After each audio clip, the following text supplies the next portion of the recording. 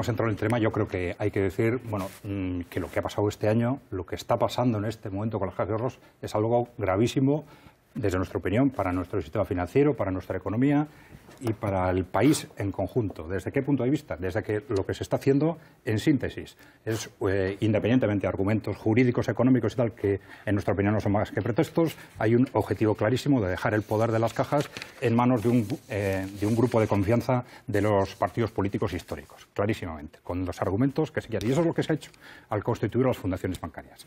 ¿A partir de ahora qué? ¿Había otras opciones? Había opciones de todo tipo, desde el punto de vista de utilizar otro tipo de fundaciones, transformación, cesión de acciones, incluso yendo a la fórmula de fundación bancaria, se podía haber articulado la fundación bancaria de otros modos muy distintos, más parecidos a lo que se estaba haciendo hasta ahora, y no se ha hecho. No se ha hecho ¿por qué? Porque el objetivo era el que es decir, dejar el poder en manos de la peor forma organizativa que se puede encontrar, es decir, todo lo que se ha criticado las cajas de ahorros, que si las asambleas, tal y cual, resulta que dejamos el poder en manos de un grupo de 15 personas que se autoeligen, se designan a sí mismas.